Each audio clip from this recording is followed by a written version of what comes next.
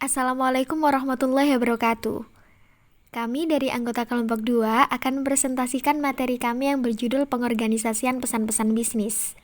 Anggota kelompok 2 diantaranya, saya, Vela Dwi Fatmawati, dan teman-teman saya, yaitu Lulung Melani Pribadi, Nurhamida Salsabila Putri, Rizka Cahyaning Fajrin, Tiara Anggita Sari, dan Ziana Walidah. Kami dari kelas 2A Program Studi Diploma 3 Administrasi Bisnis. Ada beberapa penyebab pesan-pesan bisnis tidak terorganisasi dengan baik. Yang pertama, bertele-tele. Pesan pembuka awal sebuah surat terlalu panjang, sehingga pembaca memerlukan waktu yang cukup lama untuk memahami maksud pesan-pesan yang disampaikan. Yang kedua, memasukkan bahan-bahan yang tidak relevan. Informasi yang tidak relevan, selain membuang-buang waktu, juga dapat membuat pesan-pesan yang disampaikan menjadi kabur, tidak jelas, dan sulit dipahami. Yang ketiga, menyajikan ide-ide secara tidak logis. Adanya ide-ide yang tidak logis dan tidak terkait dengan topik bahasan menyebabkan ketidaklancaran komunikasi, karena audiens akan sulit memahami poin-poin penting yang disampaikan.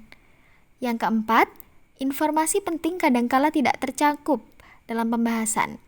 Apabila pesan-pesan yang tidak relevan, pesan-pesan yang tidak penting, dan pesan-pesan yang bersifat bombastis lebih dominan, ada kecenderungan poin-poin yang penting justru terlupakan dari topik pembahasan. Pentingnya pengorganisasian yang baik. Dengan mengatur ide-ide secara logis, berurutan, dan tidak bertele-tele, ide yang disampaikan akan dapat memuaskan kebutuhan-kebutuhan informasi, motivasi maupun praktis bagi para audiens. 4 hal yang perlu diperhatikan untuk dapat mengorganisasi pesan-pesan dengan baik.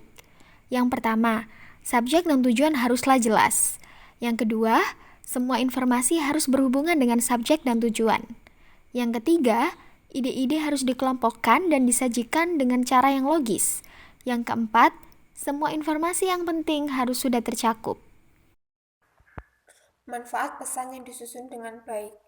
Yang pertama, membantu audiens memahami suatu pesan. Dengan mengemukakan poin-poin penting secara jelas, menyusun ide-ide secara logis dan runtut, dan memasukkan semua informasi yang relevan dalam pesan, audiens dengan mudah akan memahami maksud atau tujuan pesan. Yang kedua, membantu audiens menerima suatu pesan. Pengorganisasian pesan-pesan yang baik di samping membantu audiens dalam memahami maksud pesan, juga membantu audiens untuk dapat menerima isi pesan tersebut. Misalnya, seorang konsumen yang mengadukan masalah pembelian suatu produk kepada manajer toko, namun memperoleh jawaban yang tidak menyenangkan atau mengecewakannya. Mungkin saja surat jawaban yang diberikan telah disusun logis sehingga dapat dipahami maksudnya, namun tidak dapat diterima oleh konsumen karena gaya bahasa yang digunakan terlalu menusuk pada sasaran atau to the point. Yang ketiga, menghemat waktu. Apabila suatu pesan tidak terorganisasi dengan baik, penyampaiannya akan menghabiskan waktu audiens. Salah satu tujuan pengorganisasian pesan-pesan yang baik adalah penyampaian informasi atau ide-ide yang relevan saja. Dengan hanya menyampaikan informasi yang relevan, waktu audiens akan dapat dihemat. Di samping itu, audiens dapat dengan mudah mengikuti alur pemikiran pesan yang disampaikan, tanpa harus memeras otak dan mengerutkan dahi. Yang keempat, mempermudah pekerjaan komunikator. Pengorganisasian pesan-pesan yang baik dapat membantu pekerjaan komunikator, sehingga dapat selesai lebih cepat dan menghemat waktu. Hal ini merupakan faktor yang sangat penting dalam dunia bisnis, di mana penyelesaian pekerjaan berjalan dengan baik, cepat, dan efisien. Dengan mengetahui apa yang ingin disampaikan dan mengetahui cara menyampaikannya, rasa percaya diri komunikator akan meningkat. Semakin tinggi rasa percaya diri komunikator, semakin cepat dan efisien ia menyelesaikan pekerjaannya. Pengorganisasian pesan-pesan melalui outline. Yang pertama, mendefinisikan dan mengelompokkan ide-ide. Memutuskan apa yang harus dikatakan adalah masalah mendasar yang harus dipecahkan oleh setiap komunikator. Semua kegiatan komunikasi, baik menelpon, membuat 3 paragraf surat, atau menulis laporan 200 halaman, harus dimulai dengan mendefinisikan isi materinya. Semakin panjang dan kompleks materi yang akan disampaikan, semakin penting tahap pertama ini.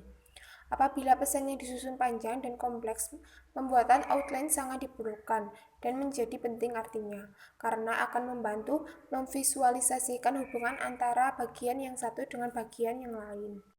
Susunan suatu outline secara garis besar dapat digolongkan ke dalam 3 golongan, yaitu yang pertama, mulailah dengan ide pokok, membantu menetapkan tujuan dan strategi umum dari suatu pesan. Ide pokok tersebut dapat dirangkum ke dalam 2 hal, yaitu hal-hal apa yang diinginkan agar dilakukan atau dipikirkan oleh audiens. Yang kedua, alasan yang mendasar mengapa mereka harus melakukan atau memikirkannya. Ide pokok merupakan titik awal untuk membuat outline. Yang kedua, nyatakan poin-poin pendukung yang penting. Setelah menetapkan ide pokok pesan yang akan disampaikan, tahap kedua adalah menyusun poin-poin penting lainnya sebagai pendukung ide pokok. Yang ketiga, ilustrasi dengan bukti-bukti. Memberikan ilustrasi dengan mengemukakan bukti yang berhasil dikumpulkan. Semakin banyak bukti yang akan disajikan, semakin baik outline yang dibuat. Langkah selanjutnya adalah menentukan urutan penyampaian materi. Untuk menentukan urutan penyampaian materi, ada 2 pendekatan penting yang dapat digunakan. Yang pertama ada pendekatan langsung atau sering disebut dengan istilah pendekatan deduktif, di mana ide pokok muncul paling awal, kemudian diikuti bukti pendukungnya. Yang kedua ada pendekatan tidak langsung, sering disebut juga dengan istilah pendekatan induktif, di mana bukti-bukti muncul terlebih dahulu, kemudian diikuti dengan ide pokoknya. Kedua pendekatan tersebut dapat diterapkan baik untuk pesan singkat, memo dan surat, maupun pesan formal atau panjang, laporan, usulan, dan presentasi. Untuk menentukan pendekatan yang akan digunakan, reaksi audiens terhadap maksud atau tujuan pesan, dan tipe atau jenis pesan yang akan disampaikan harus dianalisis terlebih dahulu. Setelah menganalisis kemungkinan reaksi para audiens, langkah berikutnya adalah menentukan rencana organisasional. Yang pertama yaitu direct request. Jenis atau tipe pesan bisnis yang paling umum digunakan adalah penyampaian yang langsung pada poin yang dituju. Direct request dapat berbentuk surat maupun memo. Yang kedua ada pesan-pesan rutin, good news atau goodwill. Pesan-pesan yang berisi berita baik atau good news atau berisi goodwill seperti pengumuman penurunan harga, suatu undangan, atau ucapan selamat dari teman akan diterima dengan senang hati oleh para audiens. Dari penjelasan tersebut dapat disimpulkan bahwa untuk menyampaikan pesan-pesan jenis ini lebih cocok digunakan pendekatan langsung karena reaksi audiensnya positif. Selanjutnya ada pesan-pesan bad news. Jika yang diumumkan berisi berita buruk seperti penolakan suatu lamaran, penolakan kredit, perampingan karyawan, dan penurunan pangkat, audiens pada umumnya akan kecewa atau tidak senang mendengarnya. Oleh karena itu, pendekatan yang dapat diterapkan adalah pendekatan tidak langsung. Yang terakhir, ada pesan-pesan persuasif. Bila audiens benar-benar sangat tidak tertarik terhadap pesan-pesan yang disampaikan, maka pesan-pesan persuasi dengan pendekatan tak langsung dapat digunakan. Keterampilan merevisi pesan. Menulis pesan bisnis sangatlah berbeda dan tidak semudah menulis pesan yang bersifat pribadi atau personal. Maka dari itu, dalam menulis surat bisnis yang baik, diperlukan proses pemikiran, tenaga, dan waktu yang cukup. Sebagaimana telah disampaikan sebelumnya, pesan bisnis mencakup yang pertama, pesan-pesan bisnis tertulis, di mana A. Mengedit isi dan cara pengorganisasiannya. Pada fase awal pengeditan, perlu perhatian secara seksama terutama pada pesan awal dan akhir, karena pesan tersebut mempunyai pengaruh besar terhadap audiens. Perhatikan bahwa pembuka surat atau memo harus relevan, menarik, dan memberikan reaksi pada pembacanya. Yang B. Mengedit mekanik atau teknis penulisan.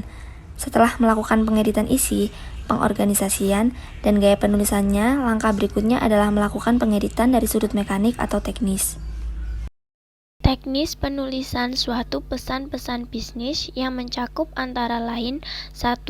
Susunan kalimat yang digunakan apakah sudah sesuai dengan kaidah kebahasaan yang ada, sehingga mudah dipahami dengan baik.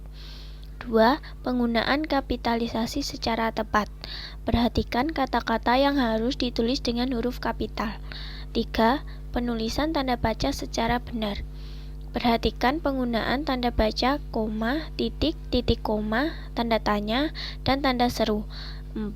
Perhatikan makna keutuhan suatu kalimat, sehingga makna suatu kalimat dapat dipahami dengan mudah. 5. Perhatikan pengulangan kata yang tidak tepat dalam suatu kalimat. Hal ini dapat menghilangkan makna suatu pesan-pesan bisnis yang telah disampaikan. Selanjutnya, C. Mengedit format dan layout. Langkah terakhir dalam mengedit suatu pesan bisnis adalah mengedit format atau layout secara keseluruhan. Di samping melakukan penelaahan terhadap tata bahasa, ejaan, kesalahan-kesalahan tulis, dan tanda baca, format penulisannya juga tidak boleh diabaikan begitu saja. Jika format penulisannya menarik, ditata rapi, bersih, tidak penuh coretan, dan kertas yang digunakan berkualitas baik, audiens Anda akan senang membacanya. Yang kedua yaitu pesan-pesan bisnis lisan. Sebagaimana pesan-pesan bisnis yang disampaikan secara tertulis, pesan-pesan bisnis yang disampaikan secara lisan pun juga memerlukan pengecekan ulang, perbaikan, atau pengeditan, sehingga suatu pesan tersebut dapat dipahami oleh penerima pesan dengan baik. Kegiatan pengeditan tersebut mencakup antara lain, yang pertama, substansi pesan. Mengedit substansi pesan yang akan disampaikan kepada audiens. Yang kedua, pengorganisasian pesan. Mencakup 3 poin penting, yaitu yang pertama, pembuka. Misalnya, salam pembuka dan perkenalan diri.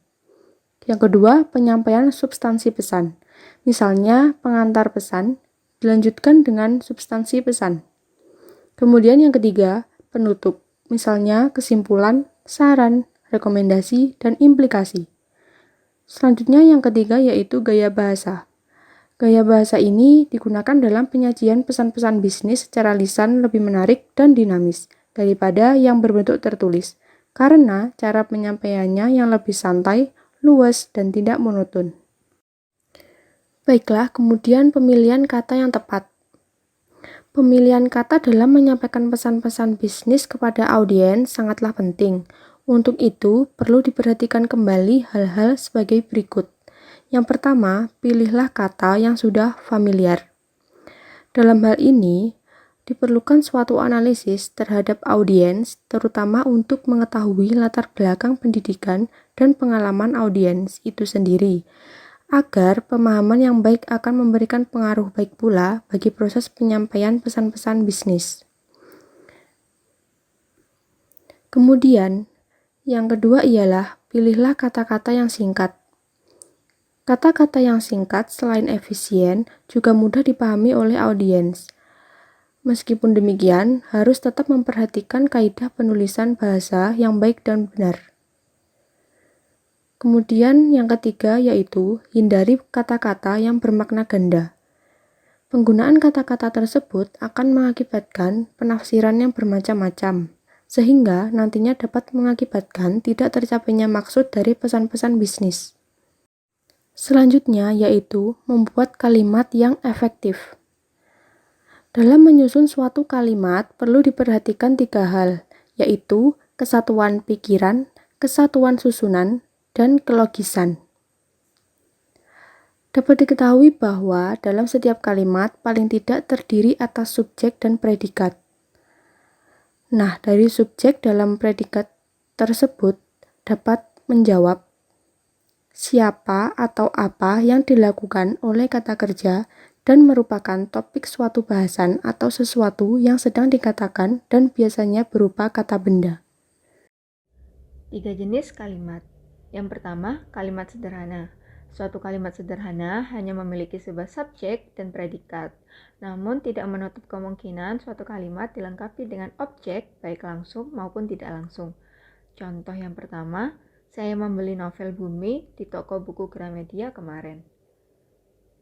Yang kedua, saya membaca pesanan makanan ke konsumen. Kemudian, kalimat majemuk.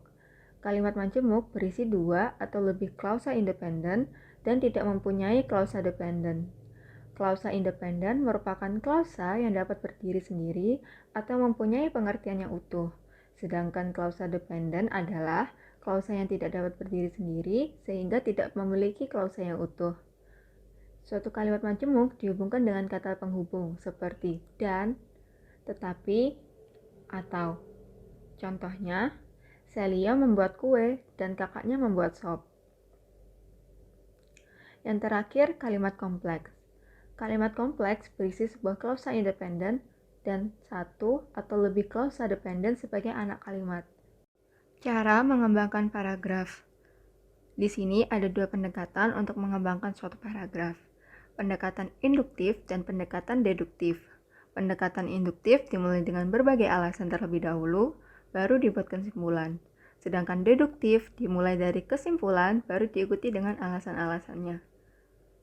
Cara-cara mengembangkan paragraf. Yang pertama, ilustri.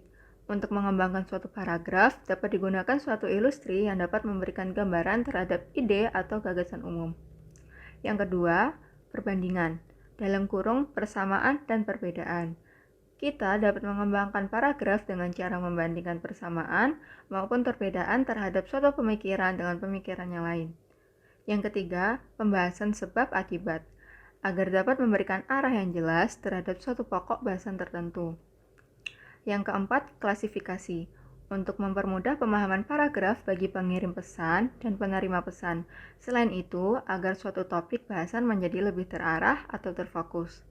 Yang terakhir, pembahasan pemecahan masalah, untuk memberikan latihan analitis yang sangat diperlukan bagi seseorang dalam pengambilan keputusan-keputusan penting bagi suatu organisasi. Nah, dapat disimpulkan, paragraf hendaknya jangan terlalu singkat, namun juga jangan terlalu panjang. Yang penting, suatu paragraf harus merupakan kesatuan ide atau gagasan yang utuh, menggunakan kata-kata transisi, kata ganti, atau kata kunci sebagai penghubung antara kalimat yang satu dengan yang lainnya, dan jelas. Demikian presentasi dari kelompok 2. Kurang lebihnya mohon maaf. Wassalamualaikum warahmatullahi wabarakatuh.